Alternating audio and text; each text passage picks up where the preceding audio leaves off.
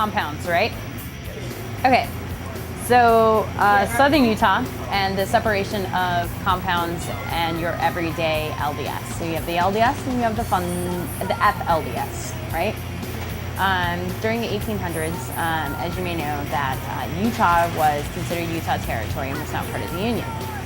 The main reason why the Mormons actually migrated from Illinois to Utah was because they could do whatever the fuck they wanted without being messed with the United States. At one point, you had the United States Army that literally came in and and they were like, oh, hey, by the way, really just not down with this polygamy thing, and your guys is all like forming your own armies and so on and so forth. The biggest straw was actually, historical moment was the Mountain Meadow massacre. Essentially what happened is there was a trail of pioneers that were going up to Oregon, and they stopped in the southern Utah area.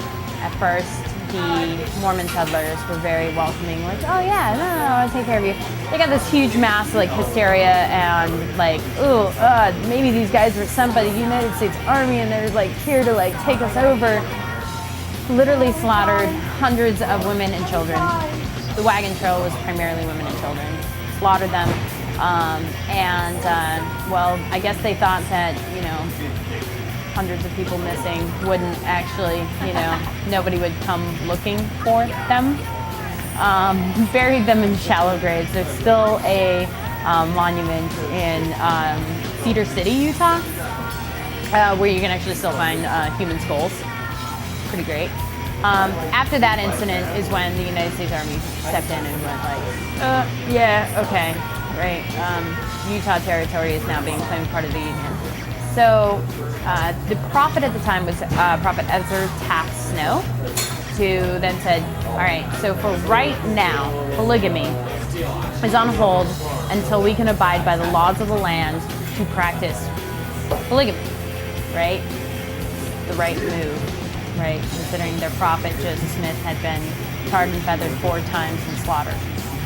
For that reason, then came this great divide. You had the descendants of Joseph Smith that were like, no, we need to continue practicing polygamy. And then the other half that were following Ezra Taft Snow, they go, no, we're going to go by the laws of the land.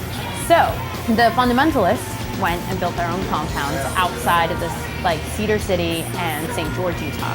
And in doing that, they continued, you had two main, like, two separate families. You had the Barlows and the Jessups, right? That's their gene pool to this day, is from the Barlows and the Jessups. So, lo and behold, like, you Wikipedia this shit. There have been some really awesome genetic disorders that have occurred only in these compounds. Right.